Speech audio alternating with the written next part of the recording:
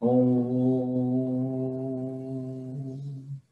Sadashiva Samarambam Shankaracharya Madhyamam Asmadacharya Paryantam Vande Guru Paramparam Ishvaro Guratmeti Murti Veda Vibhagine Vyomabda Vyapta Dehaya Dakshinamurtaye Namaha Sava Vedanta Sedanta Gocharam Tamagocharam Govindam Paramanantam Satguru Pranatoshmaham Om Shanti Shanti Shanti Om Namastê.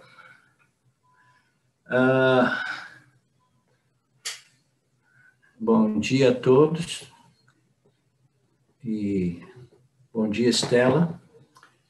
Nós damos continuidade hoje ao nosso Panchadasi, porque amanhã eu vou estar viajando de volta para Brasília. Eu vim ao Rio de Janeiro para passar Natal aqui com meu pai de 91 anos e a família do meu irmão, né, que é o que resta da minha família. Então, está sendo legal, divertido, mas eu já estou ficando com saudade da roça.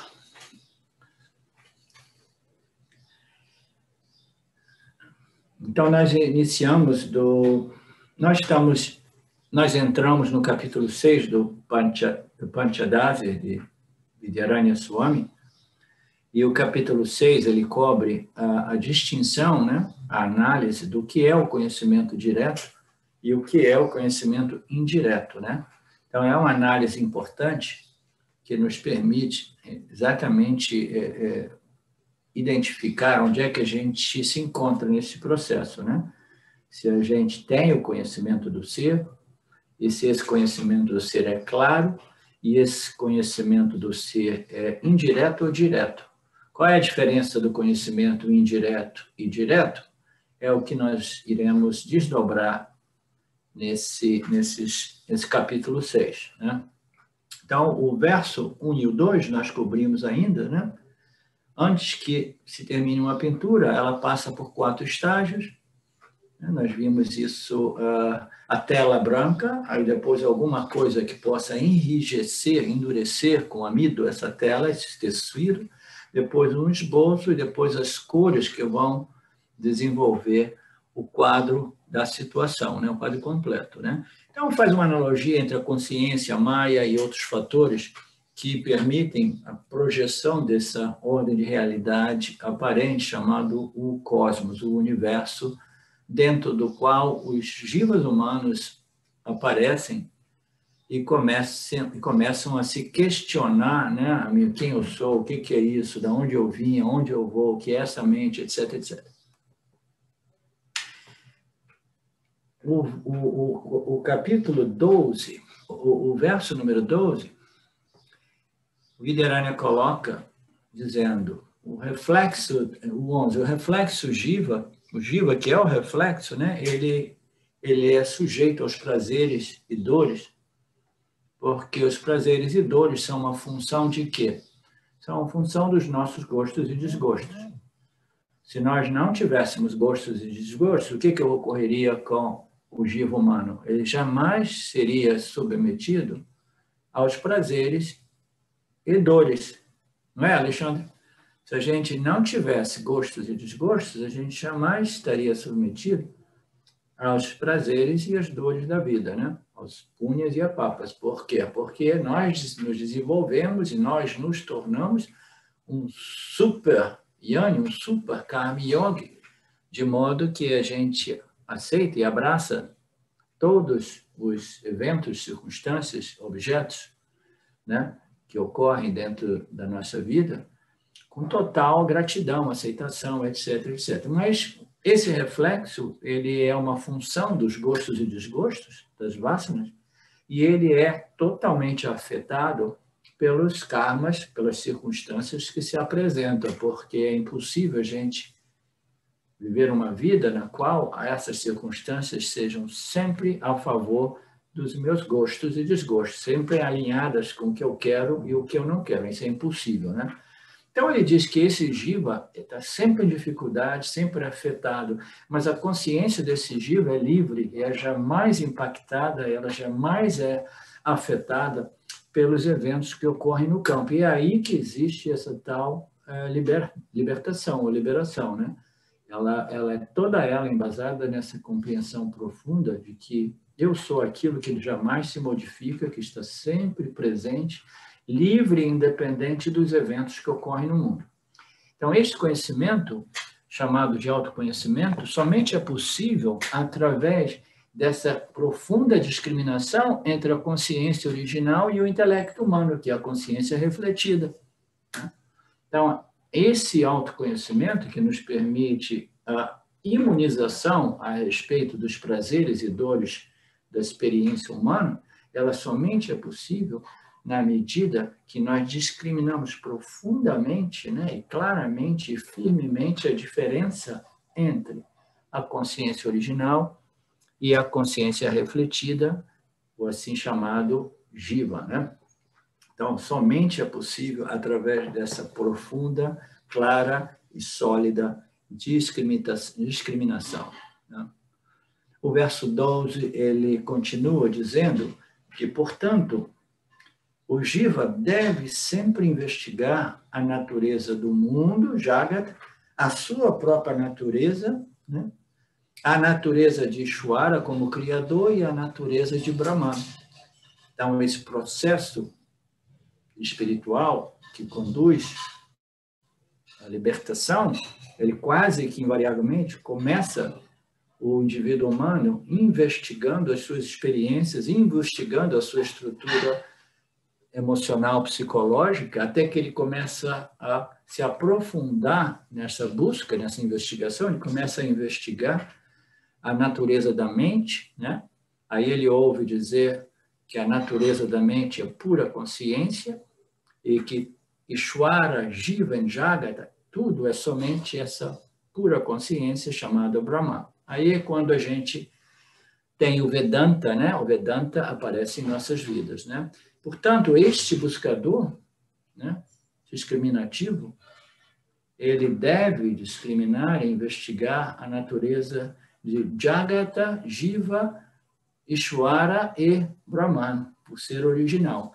Quando as noções sobre Jiva, Ishvara e Jagata são negadas, apenas a consciência Brahman permanece. Então, quando ele rejeita ou nega o Jiva, Ishvara e Jagata, né, somente então ele chega a essa clara compreensão, visão de que somente a consciência pura permanece. Naturalmente, isso não faz com que Ishvara, Jiva e Jaga desapareça do nosso campo de percepção, conceptualização e experiência. Tudo permanece como antes, mas assim nada é como antes, né? Então, essa negação, essa rejeição, como nós sabemos, já discutimos isso extensivamente, é uma negação da crença de que Ishvara, Jiva e Jagata sejam a verdade absoluta, porque não são, né? Do mesmo modo que as ondas do mar não sejam a realidade, uma realidade absoluta. São simplesmente aparências que ocorrem dentro do mar, do oceano. Aí, no nível mais profundo, a gente diz, mas o oceano é o grande Deus dos mares, né?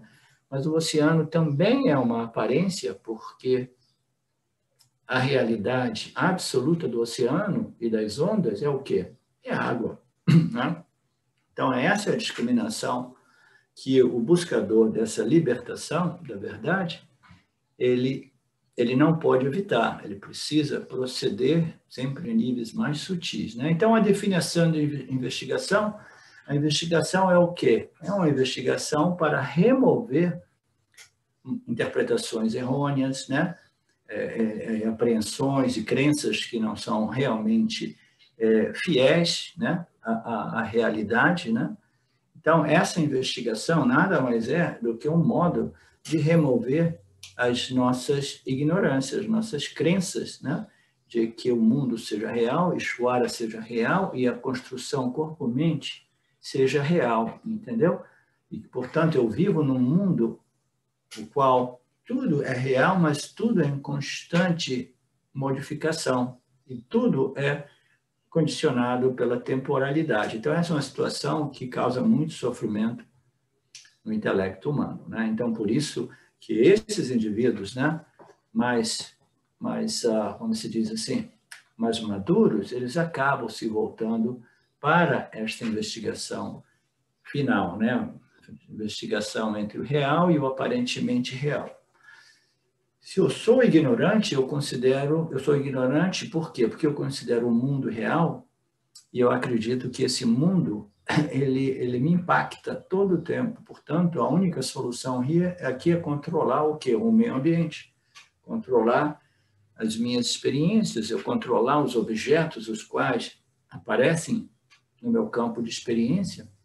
Mas como nós já vimos repetidamente, estamos, né, 100% convencidos, o campo das experiências, o campo dos objetos, pertencem a Ishvara, eles são sob a jurisdição de Ishvara, e nós, jivas humanos, não temos nenhum controle sobre o campo das experiências, né?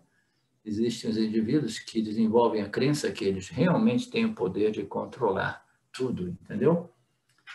Então, vamos ver quem é que controla mesmo. Nem os grandes poderosos do mundo, os globalistas, etc., estão pensando que eles vão controlar tudo, entendeu? Mas tudo isso precisa ser visto, entendeu? Porque nenhum ser humano tem o poder realmente de controlar o campo, né? Conhecimento é um entendimento de que a crença que o mundo seja real e que os objetos do mundo contêm a felicidade seja uma realidade absoluta, entendeu? E que essa consciência refletida, o jiva, ele tenha a capacidade de não ser impactado pelos objetos de mítia, né? Então, a consciência original é o aspecto da nossa existência humana que realmente não é impactado, mas tudo o resto é impactado, como nós sabemos, né? De modo a promover esse conhecimento, é necessário uma investigação.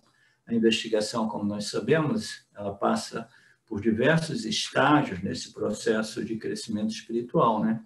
Começa com o Bhakti Yoga, né? A Karma Yoga, a compreensão de Dharma, e pujas, e rituais, e preces, e orações, etc. Vai tudo isso até que a gente chegue no mundo do Vedanta, né? Então, esse processo é um processo que inicia, né? Que iniciou nos nossos casos já em nascimentos passados, até nós chegarmos ao Vedanta, que é ouvir, refletir e assimilar esses ensinamentos finais contidos, né, nos Vedas, os assim chamados Vedantas, o final dos Vedas ou os Upanishads, né? Então, essa busca, essa investigação, nós estamos falando sobre investigação, ela é necessária. E quando nós chegamos no Vedanta, nós entramos no Shravana, Manana, Nididhyasana. E ela só é realmente potente e eficaz quando o indivíduo jiva ele tiver um desejo muito grande pela compreensão. Então, o que ocorre é que todos nós temos um desejo grande por experimentar, experienciar. E quando nós chegamos no mundo espiritual, quando nós chegamos no final dessa linha, né, chamada Vedanta, a gente tem uma tendência natural de querer obter esse conhecimento através da experiência do ser. Então, a gente quer experienciar o ser, né? Então, essa compreensão final, ela só ocorre nesse estágio vedântico quando esse desejo por experienciar o ser, ele é convertido num desejo de compreender eu sou o ser, né? Isso é uma chave muito importante.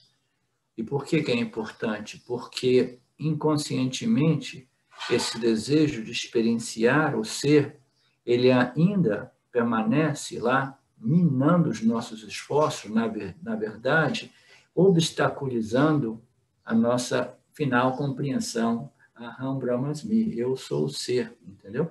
quer saibamos ou não, é esse desejo de experienciar o ser que obstrui, né, essa final compreensão e apreciação, né, desta nossa natureza como Brahman, né? Então,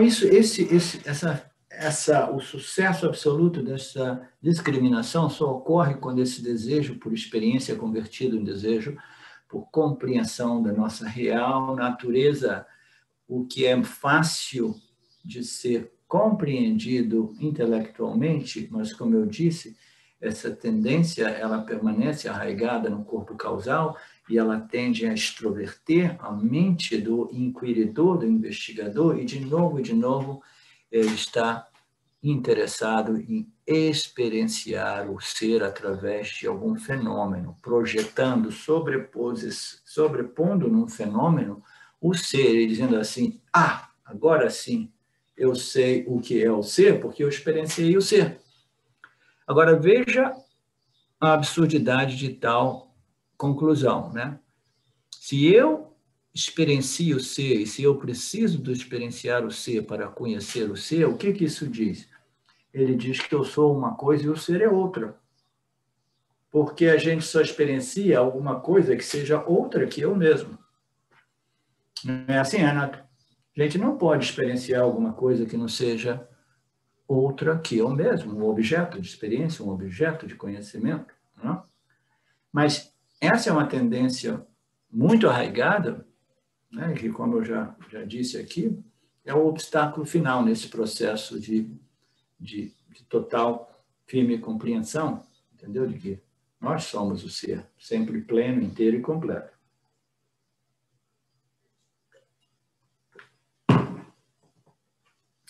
Essa autoinvestigação é chamada Vedanta, né? E o Vedanta nada mais é do que o quê? Do que um sistema, né? Um método de ensino que nos foi revelado pelo Lord Ishvara, que vão desafiar todas as noções, crenças e conclusões que nós temos a respeito daquilo que nós somos e a respeito da natureza do mundo, da natureza de Deus.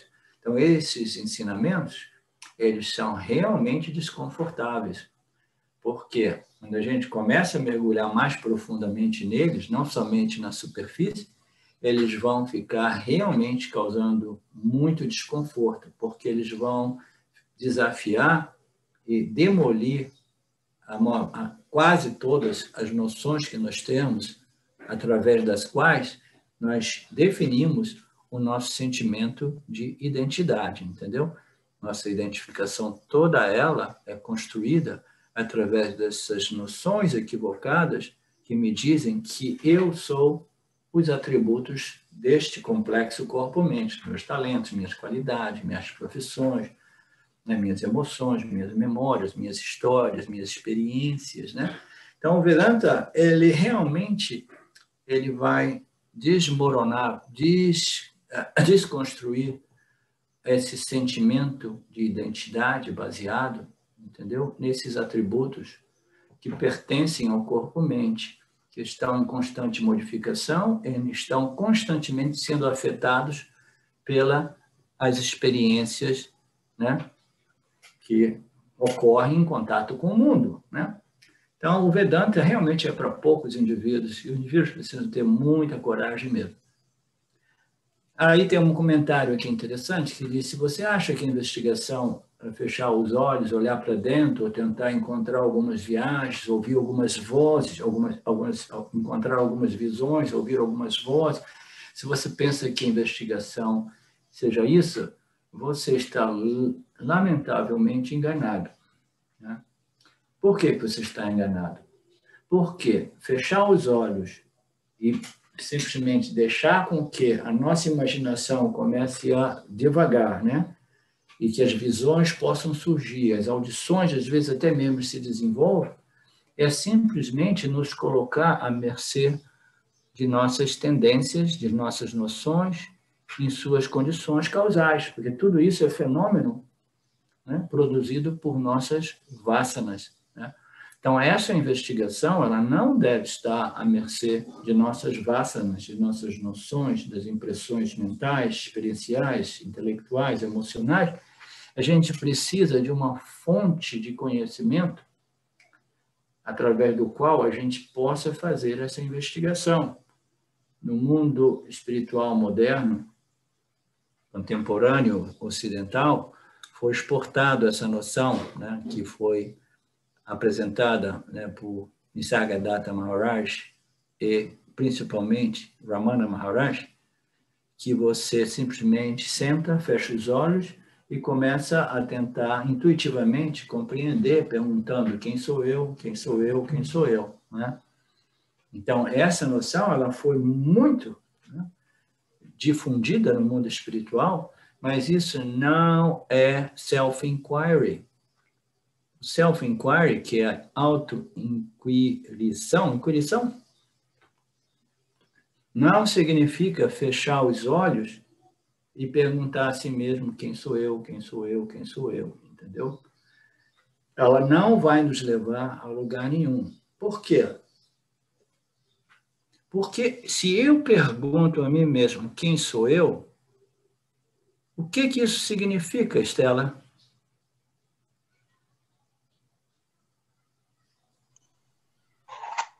Significa que a gente se acha alguém que diferente.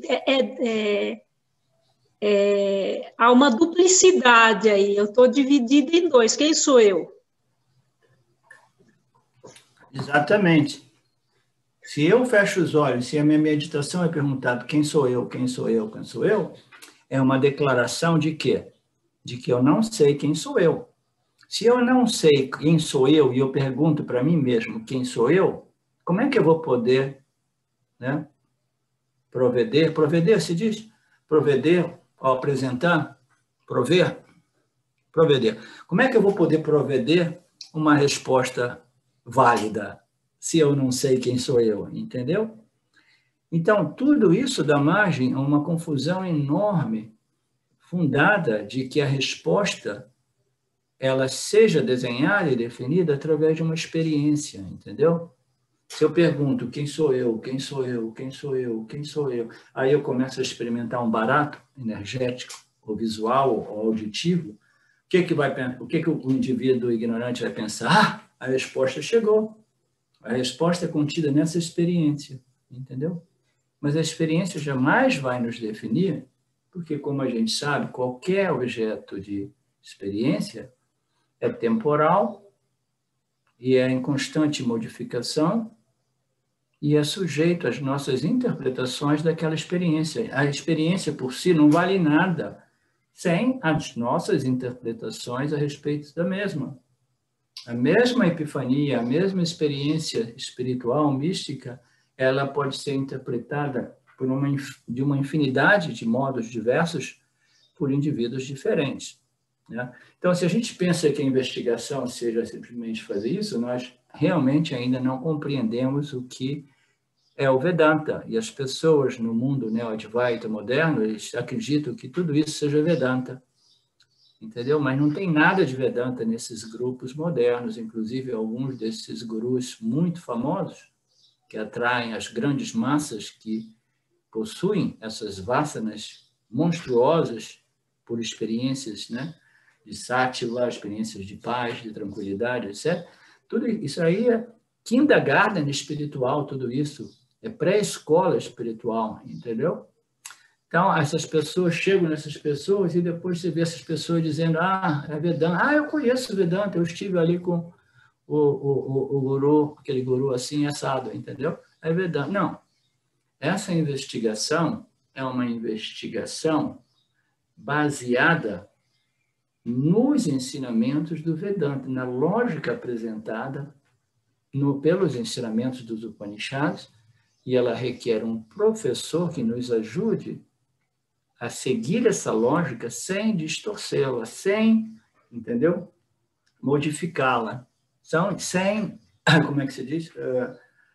Corrompê-la, etc, etc. Então, essa investigação é uma investigação com base na lógica apresentada pelas escrituras do Vedanta com a ajuda de um professor que possa nos ajudar, né? Então, essa que é a investigação, né?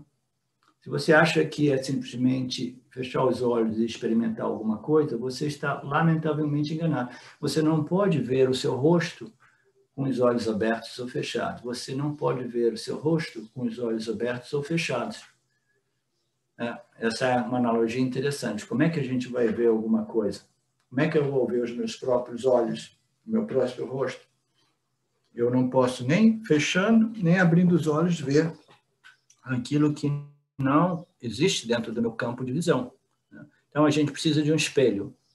E o Vedanta é muitas vezes apresentado como um espelho que revela ao inquiridor, ao investigador, a sua real natureza, né? E ele o faz de modo muito interessante, porque ele jamais irá produzir a natureza do indivíduo, entendeu?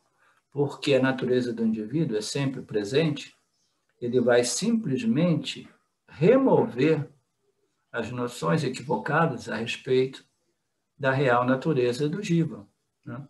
Então, é um processo que às vezes eu apresento como indireto, porque você não pode produzir o 10º homem, você não pode criar o 10º homem, né? Mas você pode revelar que o décimo homem sempre esteve presente, né? Então, você faz isso através da remoção da noção de que o 10º homem desapareceu, está faltando, né?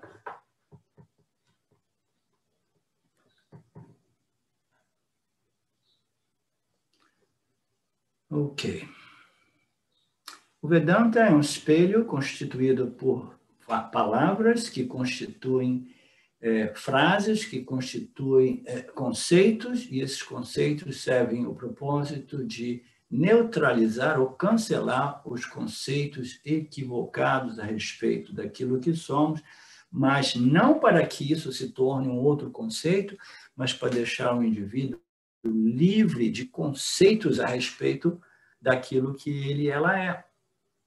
Entendeu? É transcender, não é um conceito que precisa ser carregado como uma alternativa aos outros conceitos. O Vedanta é um espelho formado por palavras que se unem para constituir conceitos esses que irão cancelar ou neutralizar os conceitos autolimitantes, autoinsultantes que nós temos a respeito de nós mesmos. Então eu vou ter uma nova identidade, um novo conceito. Não.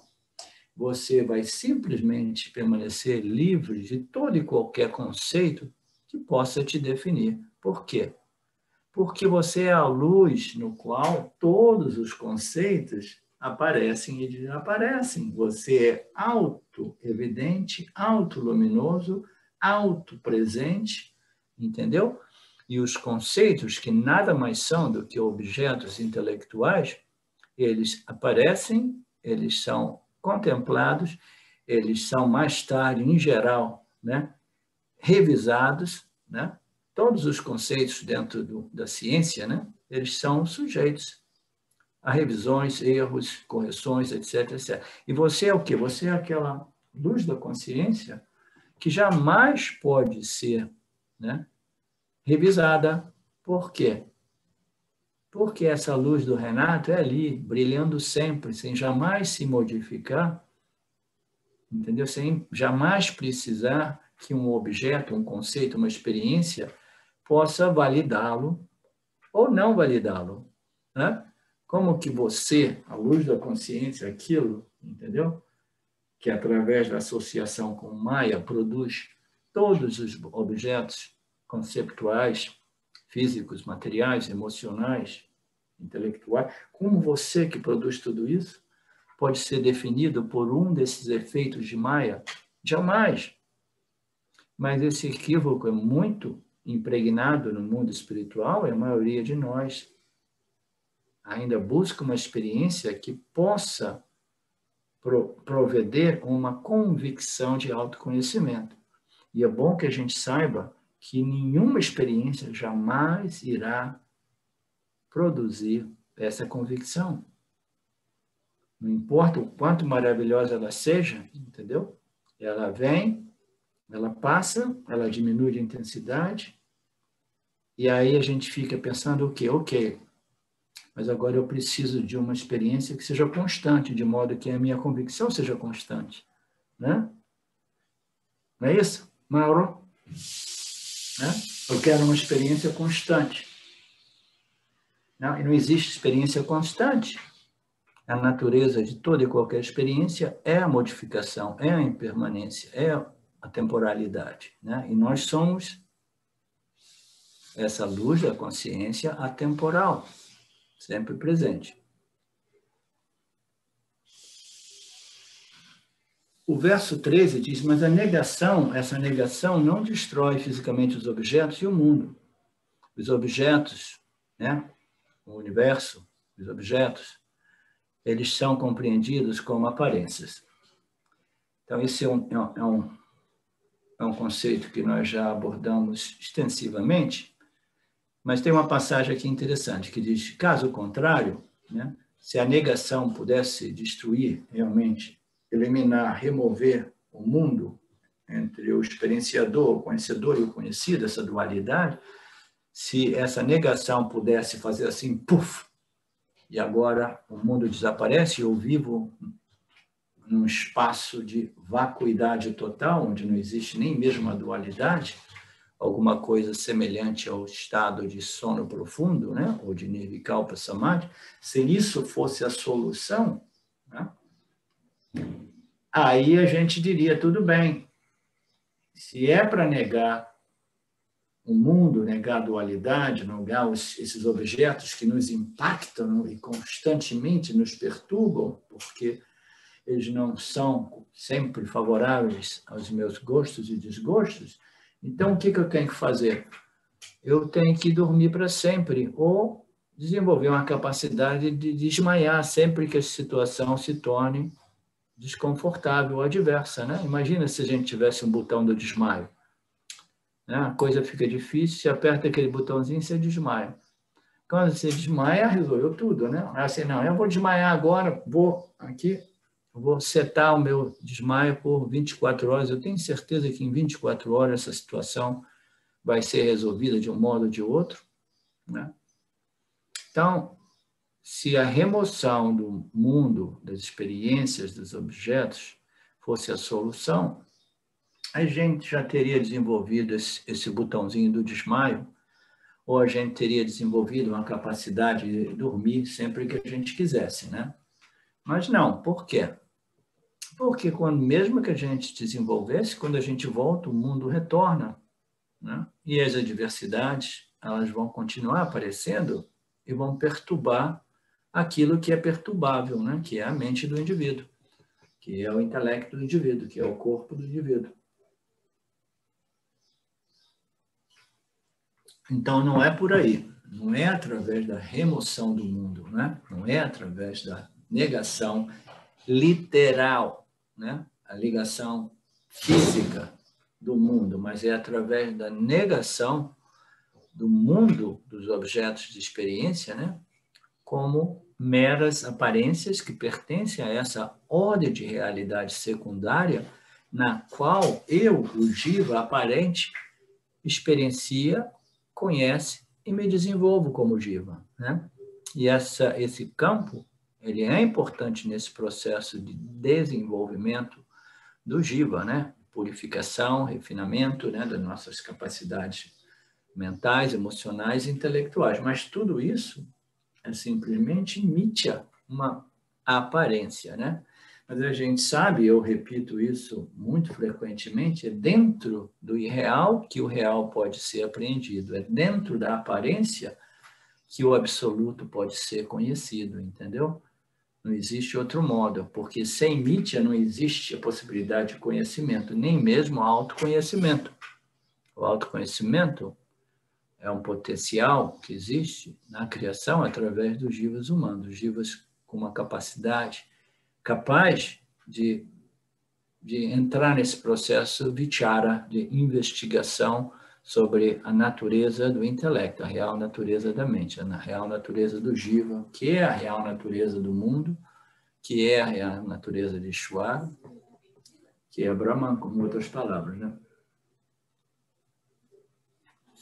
Então, o desmaio não vai resolver. Não é a não experiência do mundo que resolve. Não é o desaparecimento do mundo ou um estado de Nirvikalpa Samadhi que vai resolver esse problema. A investigação deixa o mundo assim como ele é. Por que ele deixa o mundo assim como ele é? Porque o investigador da verdade, ele compreendeu que é impossível controlar o mundo, Mitya, essa ordem de realidade aparente, essa sobreposição, ela ocorre naturalmente na mente de todos os jivas humanos. Então, uma pessoa madura, inteligente, espiritualmente, deixa tudo isso, ela para com essa missão impossível de tentar remover o mundo através do desmaio, do sono eterno ou do Nirvikalpa Samadhi, que é o modo inteligente que os yogis desenvolveram, né? E no mundo espiritual, todo mundo baba de inveja desses yogis que resolveram o problema, né? Entrando naquele sono autoinduzido, né? Chamado de Nirvikalpa Samadhi, né? Mas não é por aí.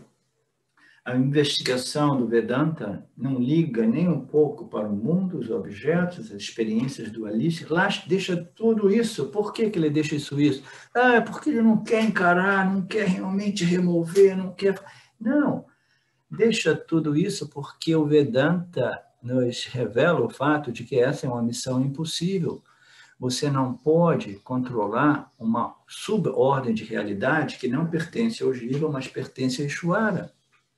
Como é que você pode entrar nessa ordem de realidade que pertence a Ishvara e controlá-la, entendeu? Se você é um efeito dessa ordem de realidade de Ishvara, Ishvara tem total controle, né? Então, é infantilidade, a ingenuidade, a ignorância tentando controlar aquilo que é incontrolável. Como eu frequentemente digo, é uma missão impossível que somente a nossa maturidade espiritual, né, pode, né, nos levar a essa conclusão e assim, putz, chega, eu não quero continuar tentando controlar o incontrolável, né? Portanto, Vichara, com essa investigação, ela deixa o mundo das experiências dualísticas assim como ele é. A experiência da dualidade não nega o conhecimento nascido dessa investigação vedantina. Em outras palavras, o Jnani, ele vai continuar experienciando dualidade, vai continuar experienciando o mundo. Os objetos do mundo, eles vão ser favoráveis ou desfavoráveis aos gostos e desgostos do Jnani. Mas o Jnani sabe que tudo isso pertence a Mitya e ele se estabeleceu em sua identidade primária, que é livre e independente da sua identidade secundária como Jiva, que é sujeito aos prazeres e desprazeres. Não só sujeito, mas imune extensivamente aos prazeres e desprazeres que pertencem à sua identidade secundária como Jiva, como através da compreensão de sua real identidade e natureza primária, que é livre e independente dessa natureza secundária e de tudo aquilo que é experienciado dentro dessa ordem aparente. Então, aí vocês entendem por que o Vedanta é para tão poucos, porque encontrar pessoas com esse nível de maturidade é realmente uma raridade, total raridade. Quase todo mundo ainda quer controlar o incontrolável. Não é, Alex?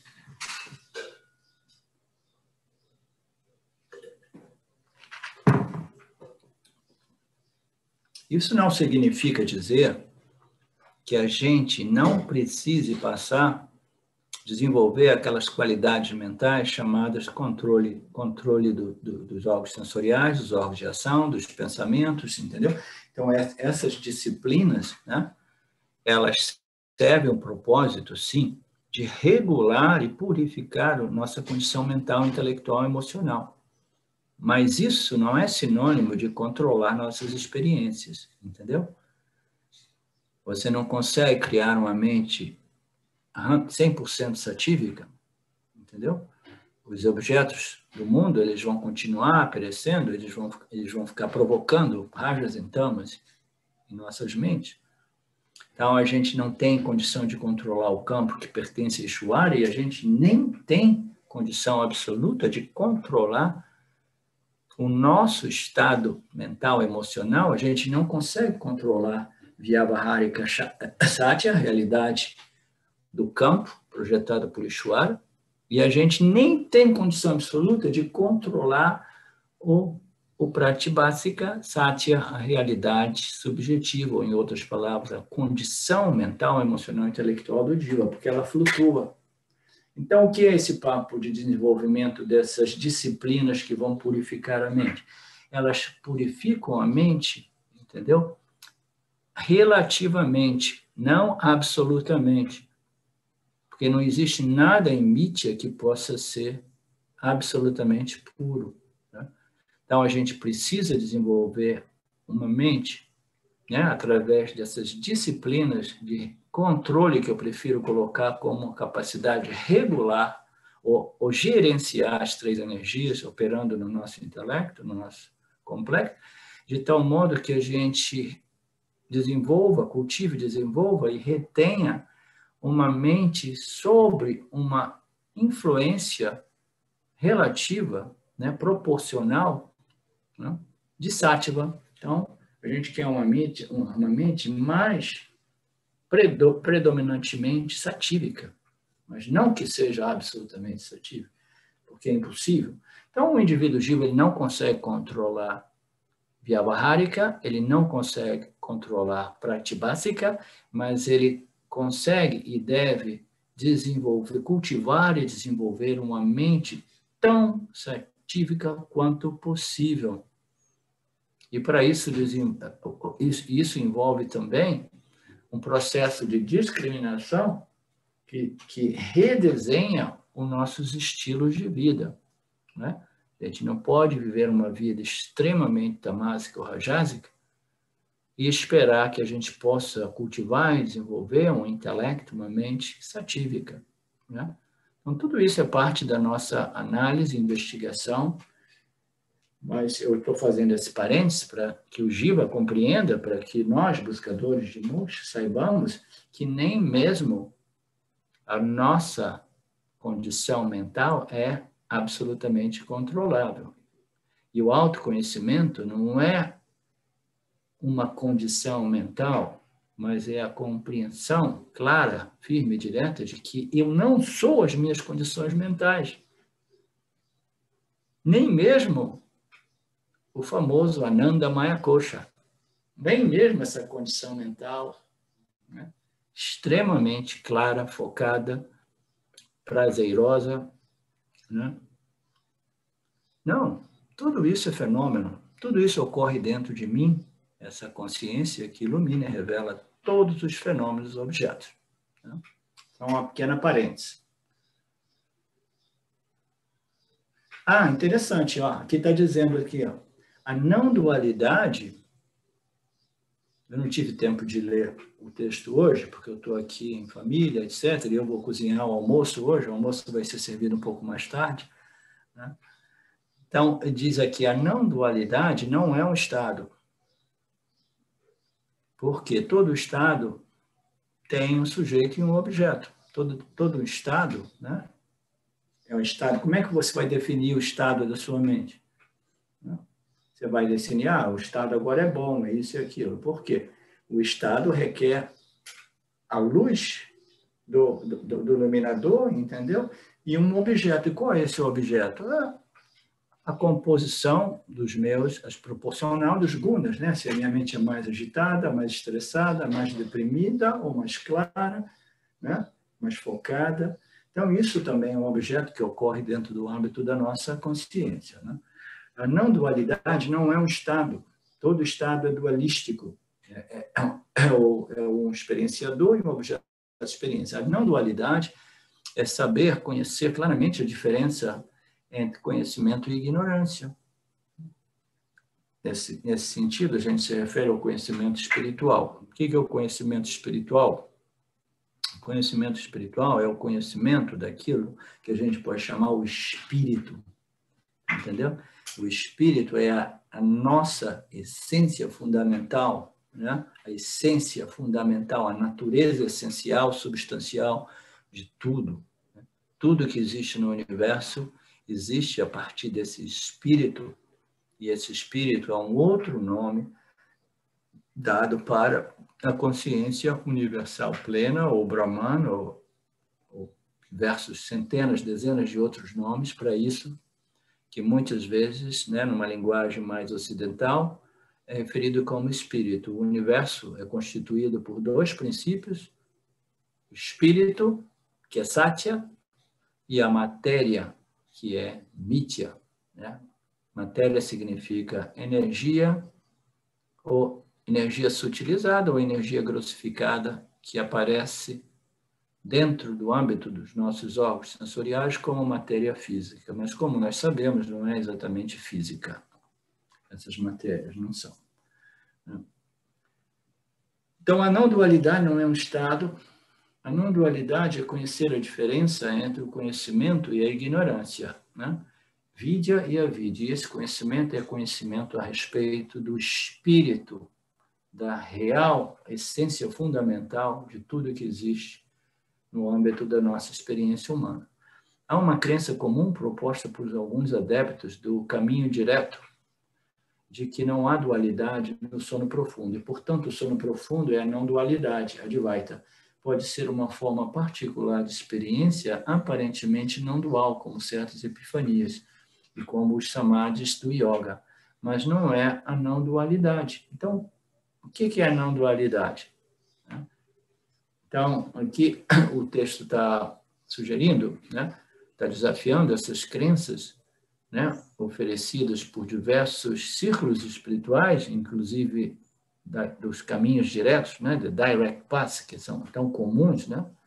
Nos dias de hoje, que dizem que no sono profundo e que no estado de Nirvikalpa Samadhi não existe a não-dualidade. E como eles dizem que a realidade é não dual, então eles dizem que o estado de sono profundo ou o estado de Nirvikalpa Samadhi é equivalente à experiência do ser, porque não existe a dualidade.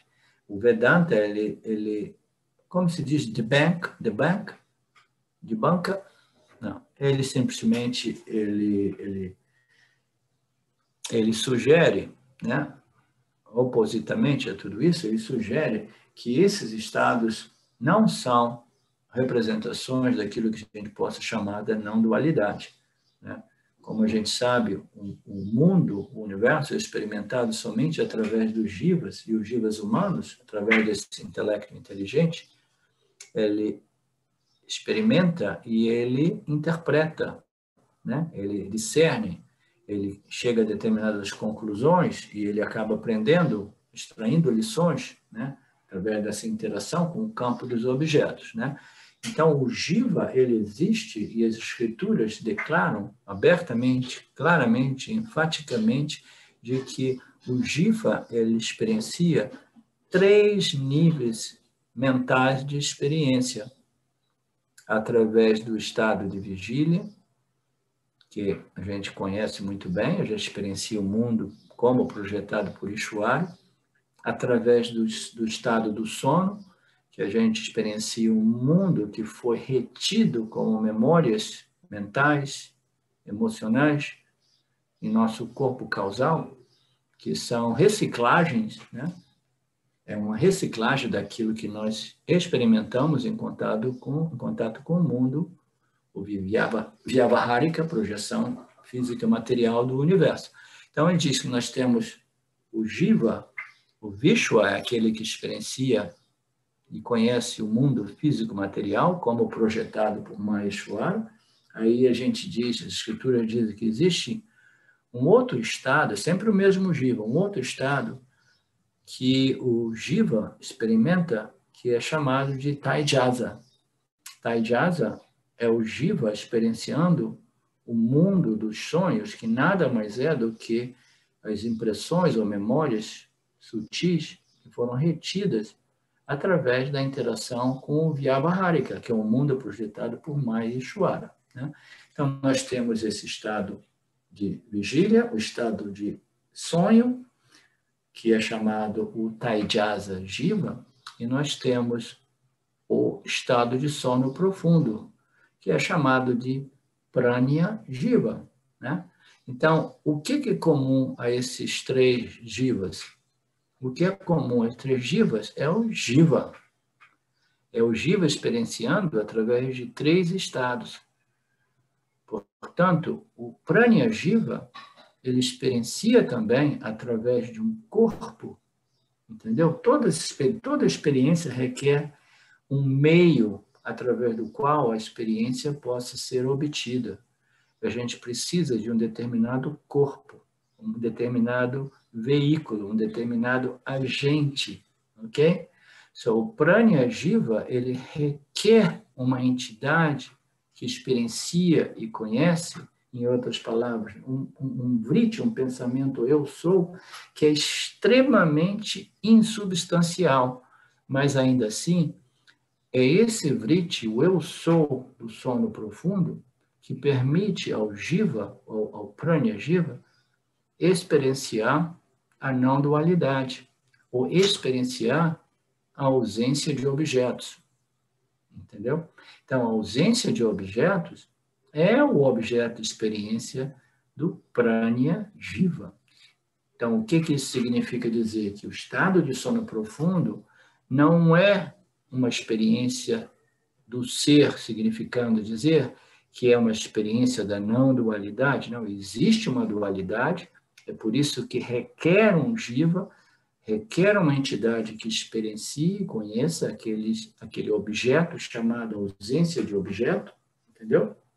Portanto, o sono profundo não é uma experiência do ser, não é uma experiência de não dualidade, é simplesmente a entidade experienciadora experienciando um certo estado de consciência que nos foi concedido pelo Lord Ishvara. O Lord Ishvara apresentou o Jiva, eu vou desenhar o meu Jiva e vou propiciar a eles três estados de experiência.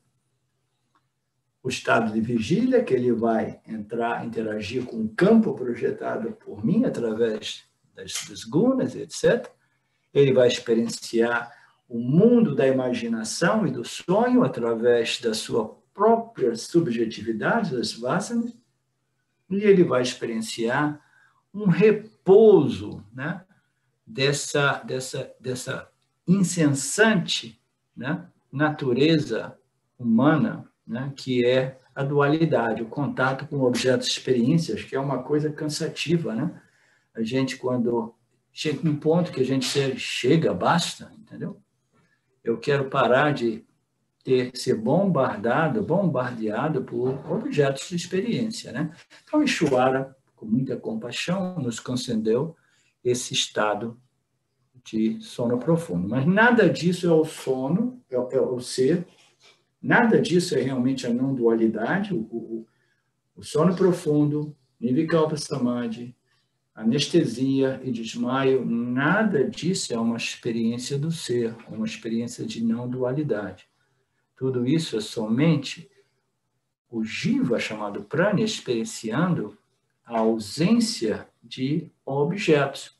Isso devido a uma imposição de Ishvara, né, de nos permitir um pouco de repouso dessa dinâmica constante de experiência que cansa, né, desgasta o intelecto humano, porque naturalmente ele quer controlar a experiência de modo a atrair somente essas experiências favoráveis. Então, como nós dizíamos, o autoconhecimento, né, a compreensão da natureza não dual do ser, não é uma experiência, né, mas sim uma compreensão, um conhecimento a respeito da natureza essencial, substancial, de tudo aquilo que é somente uma aparência, né? A realidade aparente de Mithya, né? Então, nós estamos falando sobre o Pranya Vritti, o pensamento, o Pranya Jiva, que é também uma entidade experienciadora, que existe, ele aparece no sono profundo, ele é responsável pelaquela experiência maravilhosa da ausência de dualidade, da ausência de experiência, mas, ainda assim, ele é uma entidade experienciadora que experiencia o estado referido como Anandamaya Kosha, né? Agora, vamos traçar um paralelo entre o Anandamaya Kosha do estado de sono profundo e o Anandamaya Kosha, que é possível também durante o estado de vigília, né? Então, durante o estado de vigília, não o estado Nirvikalpa Samadhi, que é um tipo de sono autoinduzido. Nós estamos fazendo um paralelo entre o Anandamaya Kosha do estado de sono profundo e o Anandamaya Kosha do estado de vigília, que é um Anandamaya Kosha derivado do Jnana, da compreensão da natureza de tudo e de todos, como Aham Brahmasmi, né? Então, qual é a diferença desses dois Anandamaya Koshas? Porque o Anandamaya Kosha, imposto por Ishvara, Maya Ishvara, como um dos 3 estados, é uma coisa absolutamente involuntária. Todos os seres são sujeitos a esses apagões servem o propósito de repousar a entidade experienciadora, né? E o Anandamaya Kosha, que realmente conta nesse processo de evolução, desenvolvimento espiritual, é o Anandamaya Kosha derivado de uma mente livre da crença de que os objetos são reais e eles servem o propósito de me completar. Portanto, eu quero isso, eu não quero aquilo. Eu quero a experiência, eu não quero aquilo. Então, é essa força compulsiva imposta, né, magneticamente pelos objetos do mundo projetado por Maheshwara em associação com a vidya, a ignorância a respeito da natureza dos objetos como um mithya, entendeu? É essa constante perturbação é que destrói o Anandamaya Kosha natural do nosso estado de vigília. Não? Então, o estado de vigília do indivíduo é o estado no qual o Anandamaya Kosha realmente serve um propósito, né, de desenvolver uma mente livre de todas essas forças, né, de tal modo que ela se torne um espelho refletor, uma mente satívica que consegue absorver, compreender e assimilar essas análises propostas pelos ensinamentos do Vedanta. Ok? Então, qual é a diferença entre os dois Anandamaya Koshas? Uma mente resolvida através do sono profundo, uma mente resolvida através do desmaio, uma mente resolvida através do Nirvikalpa Samadhi, ou uma mente resolvida através da anestesia, e uma mente resolvida através da compreensão de que eu não preciso ficar todo agitado, tentando querer, haver, experienciar isso e não aquilo, controlar, porque são esses vritis, rajásicos e tamásicos, que obstaculizam o Anandamaya Kosha natural, que é a consciência refletida, o Jiva Atma é a consciência refletida. Quando ele é livre de toda esta perturbação derivada do avidya, a gente experiencia o Anandamaya Kosha natural durante o estado de vigília, sem o Nirvikalpa Samadhi, que é uma outra forma de sono profundo, sem ter que desmaiar, sem ter que dormir, tomar pílula para dormir, etc, etc. Então, são uma parênteses a respeito da natureza desse Anandamaya Kosha. Portanto, o Pranya Jiva não é o ser, o Vishwa Jiva, o Jiva no estado de vigília não é o ser, e o Taijasa, o Jiva que experiencia o mundo dos sonhos, não é o ser, são as entidades, os veículos, os agentes que permitem a eu, o ser, experimentar essa ordem de realidade aparente chamada Mithya, né? Que somente pode ser experimentado e conhecido através dessas três entidades, que são três corpos, três agentes diferentes, três vritis diferentes, que permitem. Então, o que é o ser? O que é o ser não dual? Se ele não é o prana, se ele não é, né, o Taijasa ou o Vishwa, o ser real é a luz, né, dentro do qual esses três estados, ou esses três jivas, que são somente um jiva que modifica o seu estado mental, a realidade é essa luz da consciência dentro do qual os três jivas ocorrem e os mundos dos objetos das experiências ocorrem dentro desses estados mentais da entidade experienciadora chamada o jiva em suas três condições mentais. Que a única realidade não é o prana jiva. O prana jiva é simplesmente um estado que pertence ao prana jiva, que é uma entidade experienciadora e conhecedora. Embora essas palavras sejam usadas para identificar essas identidades diferentes que experienciam o Mithya em seus respectivos estados, elas, em realidade, se referem a um jiva único que aparece nesses estados diferentes. Okay? É como uma pessoa, olha que legal, é uma pessoa que se comporta com o marido de um modo diferente do sua mãe, do seu pai, do seu patrão, do empregado, do seu... Cada uma dessas pessoas, elas vestem esses papéis distintos, elas se comportam, né, distintamente, dependendo desses papéis, mas fundamentalmente o que? A pessoa é a mesma. O jiva é somente o jiva, é a construção corpo-mente que experiencia esses três estados que o torna essas entidades, né, uma entidade jiva com a capacidade de experienciar os três mundos, né? Moksha não é um estado não dual, mas é um entendimento claro, firme, livre de engano. Portanto, não é um estado, é o ser experimentando a si mesmo. Essa é uma frase potente, importante, importantíssima de ser compreendida, de que o ser, ele experiencia a si mesmo todo o tempo. Se nós pensamos que nós não somos o ser, ou se nós começamos a crer que nós somos o ser, a gente precisa compreender que toda e qualquer experiência é o ser experienciando si mesmo, a si próprio, dentro dessa ordem de realidade aparente, entendeu? Através dos seus agentes, chamados os jivas, os veículos de experiência, as entidades de experiência. Toda e qualquer experiência é uma experiência do ser. Isso é importantíssimo para o Yanni, nesse processo de reconhecimento, né? Por quê? Porque essa tendência de querer experienciar o ser como um fenômeno, uma experiência, um objeto, entendeu?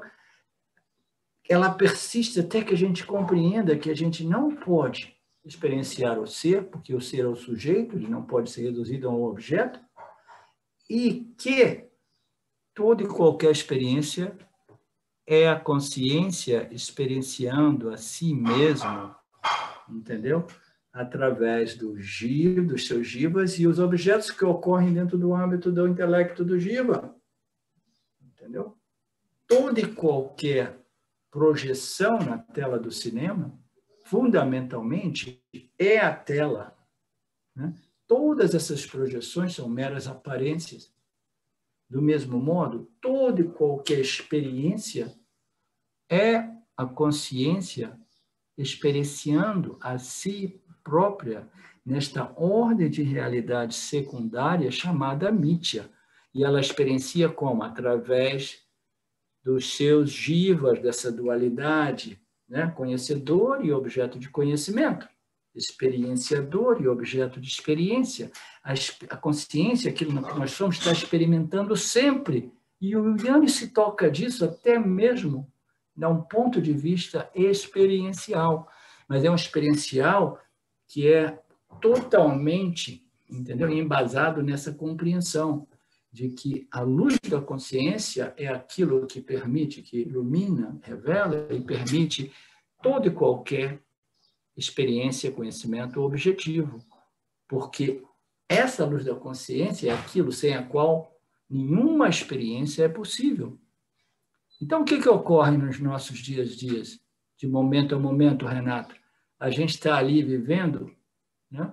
E existe esse princípio sem o qual experiência e conhecimento não é possível. E esse princípio é a nossa real natureza. Então, a inutilidade, a infantilidade, o engano de querer experienciar alguma coisa que é a fonte das nossas experiências, né? Como é que você vai querer experienciar aquilo que nos concede a experiência através de seus agentes jivas e está sempre brilhando, sempre iluminando o intelecto jiva, que, por sua vez, ilumina o seu campo de percepção, experiencia e conhece. Como a gente vai querer experienciar aquilo, entendeu? Que não é um objeto de experiência, mas é o sujeito absoluto, que é Satya, ok? Aquilo que existe além ou antes dessa dimensão dualística, espaço-tempo, sujeito-objeto, que é somente uma sobreposição que ocorre dentro do âmbito de Maya e Ishvara, né? Então, por que é importante compreender que toda e qualquer experiência é o ser experienciando a si mesmo? Porque quando a ficha cai, a gente para de querer ficar experienciar o ser, entendeu? Quando a ficha cai, você assim, putz, eu passei a vida inteira querendo experienciar e conhecer o ser, e agora a ficha caiu, né? E eu sei que eu não preciso fazer nenhum esforço, porque o ser é sempre presente, iluminando toda e qualquer experiência. E ele é sempre presente como o iluminador de toda e qualquer experiência. Essa palavra iluminador é maravilhosa. Ele ilumina a consciência, é associada, né, a esse termo luz, porque é aquilo que ilumina, revela, né, tudo aquilo que possa ser conhecido. Então, essa luz do iluminador é o que propicia ao intelecto humano a conhecer objetos, fenômenos, objetos, dentro de Mitya, né? Então, ela é sempre presente, ela jamais diminui ou aumenta de intensidade, que é um outro mito, pensar que a consciência pode expandir, aumentar, diminuir, não. Esses são fenômenos, são estados mentais alterados que nos dão a impressão que a consciência expande, contrai, aparece, desaparece, não. Ela é sempre presente, sem jamais se modificar, entendeu? Ela é a única realidade e toda e qualquer experiência somente é possível quando a consciência está presente. Então, como é que a gente vai experienciar a consciência? Compreendendo que a consciência é aquilo sempre presente, propiciando toda e qualquer experiência / conhecimento. Você compreende, Renato? Tenho a impressão que, às vezes, a gente querer experienciar é como você pegar uma lâmpada e tentar iluminar a própria lâmpada com a própria luz. É impossível, né? Exatamente. Essa é uma analogia também vedântica, né? Você não pode, né? Você tem o sol que está iluminando tudo, mas eu quero conhecer esse sol melhor. Você pega uma lanterna para iluminar o sol, né? Não, por quê? O sol é autoluminoso. Ele não requer uma outra fonte de conhecimento, fonte de iluminação, para que ele seja revelado. A sua consciência, a nossa consciência, não requer uma outra fonte. A gente diz que requer um meio de conhecimento, mas esse meio de conhecimento não vai iluminar a consciência, vai só remover essas noções equivocadas de que a consciência seja um objeto de experiência, de conhecimento, né? E vai deixar claro para o buscador de que a consciência é sempre presente, que toda experiência é a consciência experienciando essa sobreposição de nomes, cores e formas que ocorrem dentro do seu próprio âmbito. E ela faz isso através dos seus jivas, em associação com Maya, ela faz isso através de Ishwara jivas, e ela se torna, aparentemente, essa entidade experienciadora, que é o jiva, que tem em comum com a consciência o quê? Atma, o ser. Jiva-atma é sinônimo de Paramatma. Entendeu? Porque a consciência original e a consciência refletida, ambas, elas possuem esse denominador comum, que é a luz da consciência, que brilha ou reflete no intelecto do Jiva e permite a ele conhecer o mundo e conhecer a sua própria natureza como a luz. Né?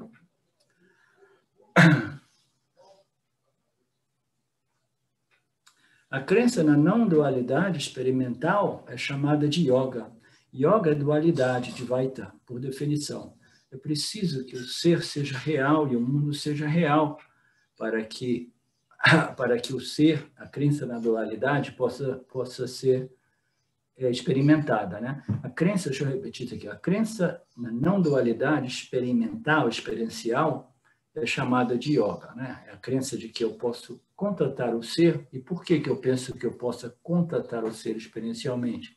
Porque eu projetei o ser, ou estou representando o ser por um objeto, com um objeto de experiência, entendeu? Então, o estado de nirvikalpa, o estado de silêncio, o estado de sono profundo, é um símbolo do ser. No mundo espiritual, nós utilizamos de diversos símbolos do ser, representações do ser, mas são todos impostores, nada disso é o ser, entendeu?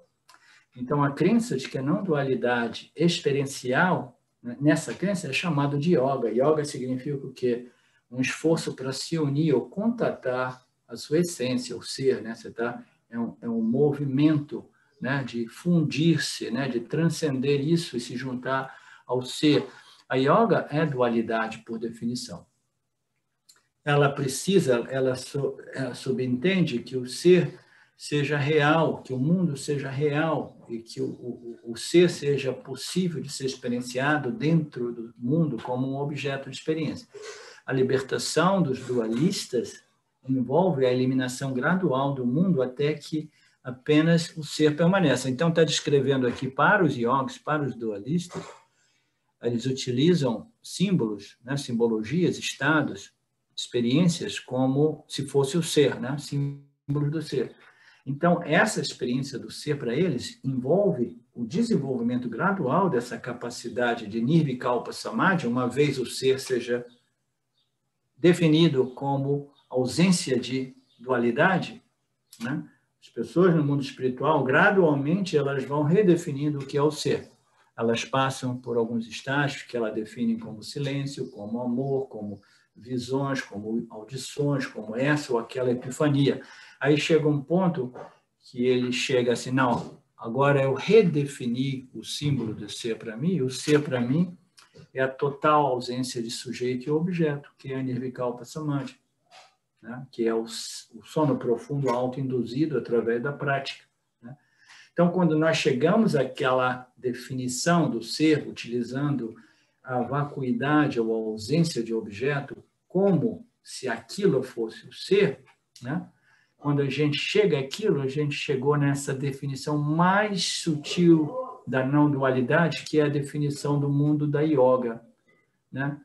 A libertação dos dualistas, eles são duas listas, se envolvem dessa eliminação gradual do mundo.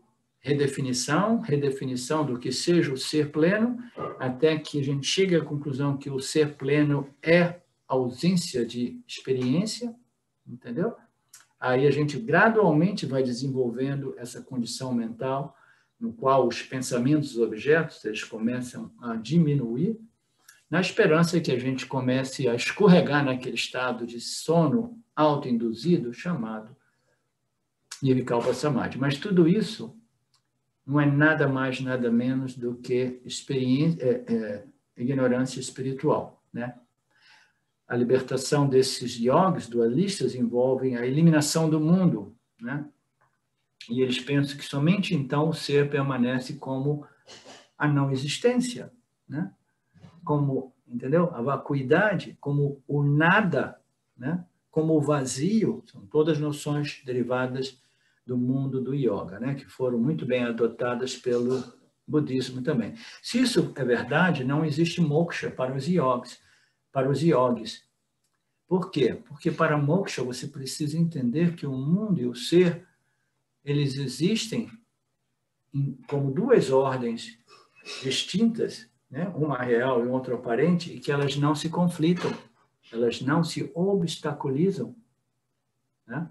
Se você pensa que as duas ordens elas são reais, de que o conhecimento do ser ou a liberação só é possível através do cancelamento ou remoção dessa ordem chamada Mitya, o mundo dos objetos, o mundo do universo de objetos, cosmos, etc. Então, você está dizendo que essa ordem, essa projeção chamada Pratibhasika, projeção de Maya, ela está cobrindo ou encobrindo ou concealing, ocultando o ser, é como se fosse um eclipse. Então, quando a gente pensa que o mundo dos objetos, que o mundo dos pensamentos, eles são um obstáculo, eles estejam eclipsando o ser, o que a gente está fazendo com isso? A gente está considerando que Satya, o ser, e Mitya, eles existem na mesma ordem, como realidade, entendeu? É a ausência, é o equívoco, é a compreensão de que todos os dois sejam realidades. Aí a gente está realmente vivendo em dualidade. A gente pensa que o mundo, a matéria e o espírito, ambos pertencem à mesma ordem e que a presença de um obstaculiza a presença do outro. You understand? Como se a presença ou a experiência de um, ela ocultasse a experiência do outro. Elas não compreendem que ambos não se obstaculizam, não se contradizem, porque o ser, a consciência, é a única realidade e essa outra ordem de realidade aparente é simplesmente uma sobreposição naquilo que é a única realidade. E como pode uma sobreposição ocultar a realidade do ser? Como pode uma projeção de imagens na tela do cinema ocultar a tela do cinema? A tela do cinema permanece ali, por isso que essa metáfora é tão importante. A tela do cinema permanece ali.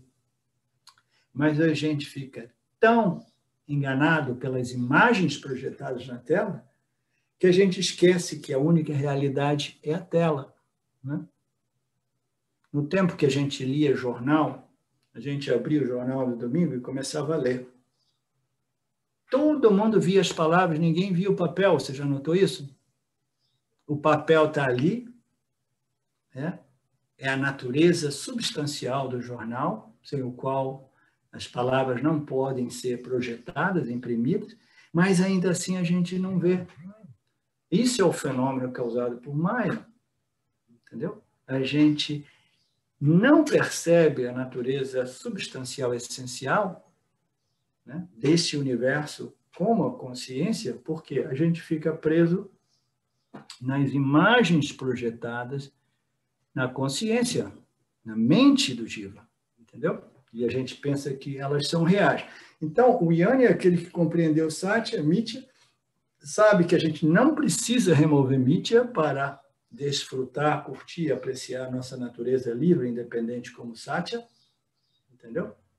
Elas sabem que são duas ordens de realidade que não se misturam, do mesmo modo que o mundo dos sonhos, as experiências que ocorrem nos sonhos, não impactam as experiências do nosso estado de vigília.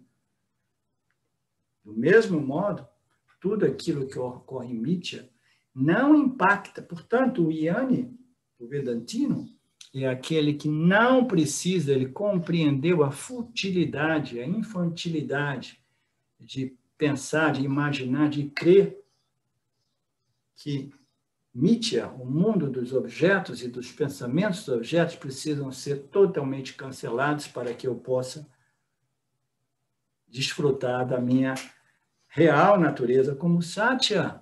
O mundo precisa ser destruído. A mente precisa ser destruída. You understand? O mal entendido é incrível, mas existe, né? 99% da humanidade espiritual ainda crê nisso de um modo ou de outro, tá? Durante a fase de ensino do Vedanta, a gente passa por Shravana, 2 tipos de conhecimento. Nós estamos desdobrando o processo Vichara, que é de como essa investigação ocorre, que é diferente de simplesmente tentar silenciar a mente ou perguntar quem sou eu.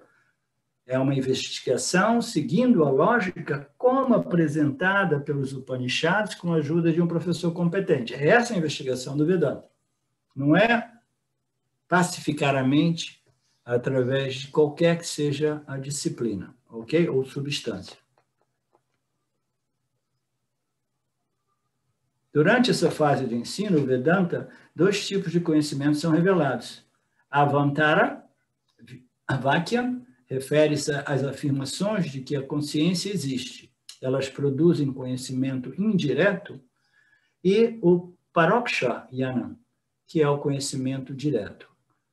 Então, o que esse parágrafo está dizendo? Que durante esse processo de assimilação do conhecimento, o primeiro passo, o primeiro estágio, é a gente compreender que o ser existe e que o ser é pleno, né? E que é a nossa real natureza, mas ainda assim a gente permanece com muitas dúvidas a respeito disso, porque a gente não experiencia a nossa eliminação devido a essas noções limitantes que nós temos a respeito de nós mesmos.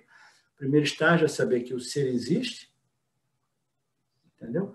E ele pode ser realizado, experimentado, conhecido, né? E eu começo a estudar essas declarações, mas ainda assim eu conceptualizo e percebo o ser como alguma coisa que eu precise me unir, conectar, contatar, me fundir, etc, etc. Então, o que é isso? Esse é o primeiro estágio desse processo de compreensão a respeito do ser, que é chamado de conhecimento indireto, ok? Eu sei que o ser existe, eu ouvi dizer que ele é ilimitado, eu ouvi dizer que a minha natureza é o ser, mas ainda assim eu preciso de provas, eu preciso de algumas experiências que realmente me conduza a essa imersão no ser, essa fusão no ser, ou esse contato com o ser, essa união com o ser, né? Vocês percebem a dualidade? Compreendem a diferença, o conhecimento indireto, né? E o conhecimento indireto, né? Então, aqui tem um exemplo que diz, um exemplo de conhecimento indireto. O ser é a causa do mundo. Quando a gente diz assim, sim, o ser é a causa do universo, o ser é a causa dessa manifestação, né? Então, o que a gente está dizendo? A gente está dizendo que eu sou o Jiva e o ser me causou isso e aquilo. Então, eu tenho um conhecimento de que existe o ser, eu compreendo que o ser é a causa sem causa do universo, mas ainda assim eu digo que o ser causou o universo e me causou, né? Então, qual seria uma afirmação direta a respeito do ser? Seria dizer, eu sou a causa do universo, né? Então, aquela noção de que o ser é alguma coisa outra que mim mesmo, que causa o universo, ela é substituída pelo conhecimento direto. Antes eu sabia que existe o ser, mas eu ainda não tinha me identificado e reivindicado a minha identidade como ser. Agora eu corrigi a minha declaração, porque agora eu assimilei diretamente essas declarações, esses Mahavakyas do Vedanta, né? E agora eu posso dizer que eu sou o ser, Aham Brahmasmi, né? Então, eu sou a causa desse universo. Mahavakyas são declarações que veiculam conhecimento direto, a Paroksha Jnana. Por exemplo, você é uma consciência ilimitada, né?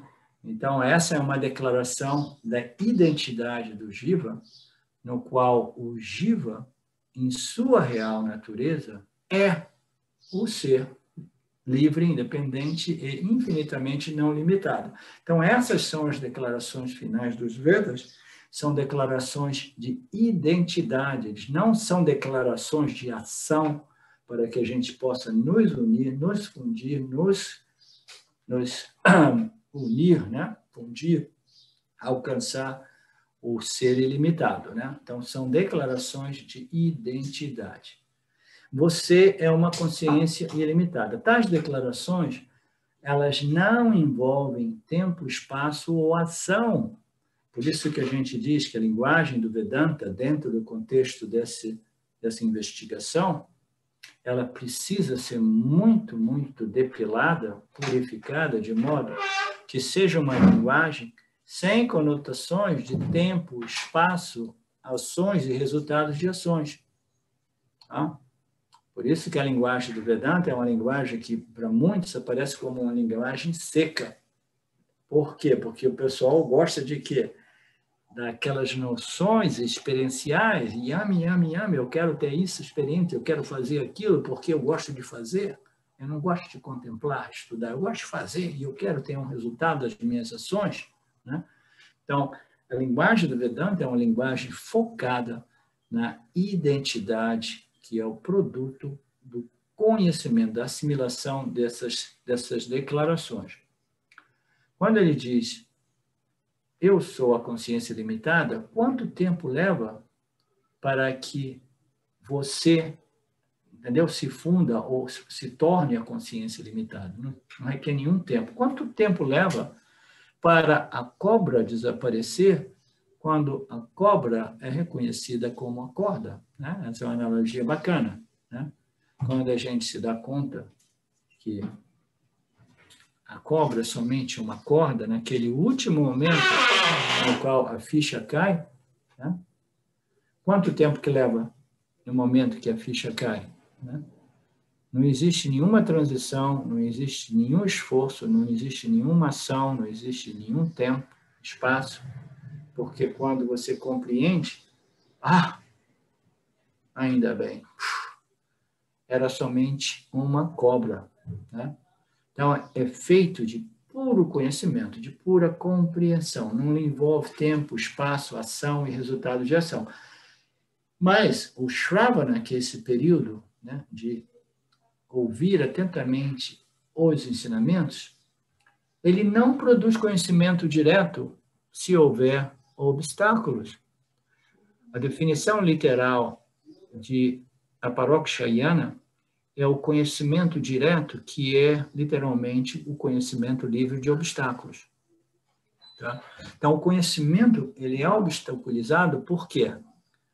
Pelas noções equivocadas que nós temos de que o ser é alguma coisa outra que eu mesmo, e eu preciso de fazer isso e aquilo para me unir ao ser, para obter o ser, para me fundir com o ser, etc. Então, essas noções são os obstáculos que vão impedir a minha apreciação da minha real natureza. Olha como é que é simples, né?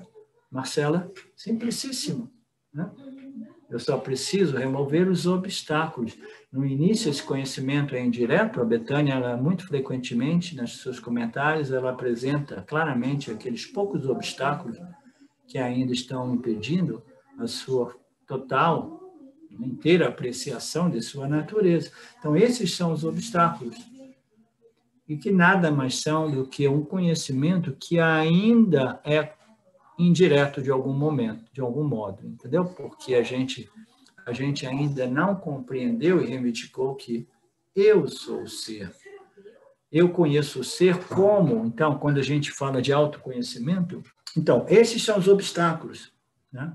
Os obstáculos são exatamente esses, né? Que nada mais é do que a ideia, né, de que o ser é alguma coisa outra que eu mesmo, e isso impede que eu possa reivindicar realmente a minha real natureza como o ser sempre presente, em toda e qualquer experiência, né? Então, isso é o que nós chamamos de conhecimento indireto. Ele é inevitável, ele é necessário, e o autoconhecimento, a iluminação, nada mais é do que a conversão final do conhecimento indireto em conhecimento direto. O conhecimento direto é livre dos obstáculos, os obstáculos são as noções que eu tenho de que o objeto ainda é alguma coisa que eu possa conhecer, experienciar. Mas não, o Vedanta diz, o autoconhecimento é possível, é o único modo para nos libertarmos dessa condição chamada samsara, e você precisa conhecer o ser, mas ainda assim o ser não é um objeto de conhecimento. Então, como é que a gente vai conhecer o ser? Como eu mesmo, Aham Brahmasmi. Eu só posso conhecer o ser como minha real identidade e natureza, que é aquilo que ilumina, né, a mente, o intelecto e os nossos campos de experiência e de conhecimento. Então, o conhecimento do ser é possível, é necessário para que a gente possa viver uma vida, né, equilibrada, balançada e feliz, e ele é possível, mas ele é possível somente através daquilo que a gente chama de aparokshayana, conhecimento direto e imediato, livre das suspeitas de que eu preciso de algum objeto que represente o ser, porque eu só acredito naquilo que eu posso cheirar, ver, tocar, sentir, saborear. Eu só acredito nos conhecimentos perceptivos, né? E o ser não é um objeto de conhecimento perceptivo, sensorial. Não é nem mesmo um objeto de conhecimento. É um objeto, não é um objeto, é o sujeito que pode ser conhecido através de um meio de conhecimento que produz aquilo que nós definimos como aparokshayana, que é o conhecimento direto, que é o último estágio nesse projeto de moksha, de libertação. Portanto, o Shravana não produz conhecimento direto se houver esses obstáculos. O conhecimento indireto não é libertação. Não é? Porque a gente ainda está esperando alguma coisa, esperando uma epifania que realmente vai resolver as minhas últimas dúvidas e suspeitas. E nenhuma epifania vai validar o ser.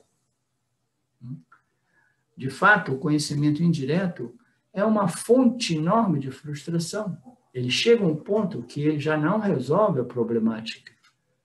Eu, como já citei diversas vezes no meu processo, quando eu me dei conta que todos aqueles estados, né, não me resolviam porque eles tinham início, meio e fim, eu chutei balde e falei assim, jamais vou fazer um esforço de meditação para desenvolver esses estados. Isso foi, acho que em 2010, 2011, eu nunca mais sentei para meditar, com exceção de recentemente, quando eu tive uma sessão muito bacana na Arca Estelar, com a Thaís e o Mário, entendeu? Mas, a parte disso, a ideia de querer experimentar o ser como um estado mental é simplesmente futilidade e infantilidade. De fato, o conhecimento indireto vai frustrar o indivíduo porque ele localiza o ser como se ele existisse ali como um objeto em mítia. O conhecimento direto do ser não é possível, porque, nesse caso, o ser não se situa em mítia, entendeu? Ele é a própria essência do buscador. A preposição do, né, a experiência do ser, implica dualidade. A investigação, ela irá converter esse conhecimento indireto em conhecimento direto e imediato, fornecendo o raciocínio que resolve o problema de tempo, espaço e proximidade, porque no início, assim, eu estou chegando tão perto do ser, eu sinto que eu estou quase ali, o ser, aí vai simplesmente destruir todas essas noções de temporalidade, porque o conhecimento direto, quando ocorre, ele simplesmente permite ao buscador de reivindicar a sua natureza como o ser, o 10º homem que sempre esteve presente, ok? Om Purnamada Purnamidam Purnamudachyate Purnasya Purnamadaya Purnameva Vashishyate Om Shanti Shanti Shanti. Thank you, Lord Ishwara. Obrigado a todos vocês. Beijos e abraços. E até breve. Saudações. Eu quero aqui deixar um pequeno testemunho.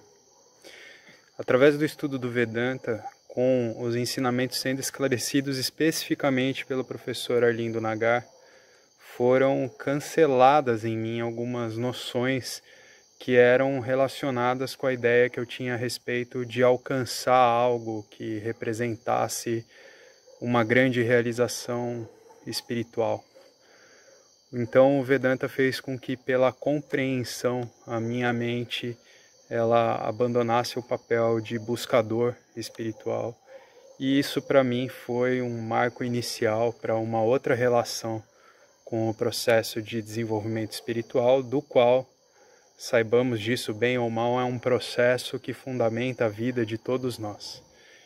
E eu digo isso para estimular todos aqueles que chegam no Vedanta Brasil e entendem que podem se beneficiar da profunda imersão direcionada para o autoconhecimento que é promovida nesse grupo de estudos, que é um grupo que existe graças ao trabalho altruísta do professor Arlindo Nagar, suportado também pelo trabalho voluntário de pessoas que contribuem para a manutenção do grupo de diversas maneiras.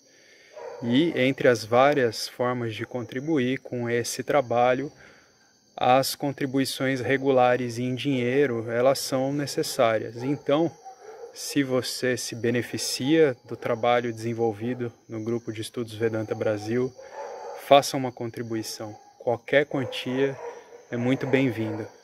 As informações para transferências em dinheiro ficam disponíveis na seção Avisos do nosso grupo no Facebook e serão colocadas na descrição desse vídeo aqui também. Namaskaras.